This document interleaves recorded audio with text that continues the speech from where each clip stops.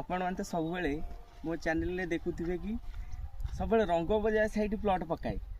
कहीं आम घरटा हूँ रंग बजार पटे जेहेतु आम लोकल पिला हिसाब से आम रंग बजारटा सब देखू किंतु ये जो प्लट पाखे मुझे छिड़ा ये प्लटा हूँ गुड़िया पोखरी संगुले मौजार ये प्रोजेक्ट आम सार जहाँकि ये देखुए माने भल डेभलप होमर ये प्रोजेक्ट रे ऑल रोड 30 फुट घर बारी प्लट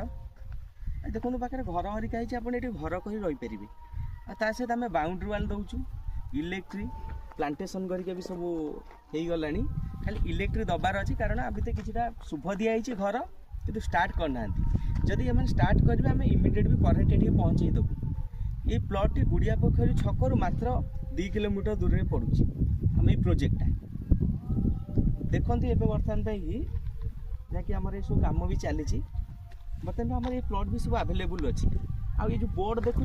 आप जगह ने तो आप रेस्टी है आपणकर प्लट नंबर आप नेम भी आम तादे लिखिदेव जैकि एत सुंदर प्लट आउ ये इमिडिएट भी घर करहब पाखे भी घर हरिका जदि ये प्लट विषय किसी जाना चाहते साइड विजिट कराया चाहते तो आम सब जोगाजोग करूँ आउ प्लट विजिट करूँ आउ निज मन पसंद प्लट गोटे नि जय जगन्नाथ।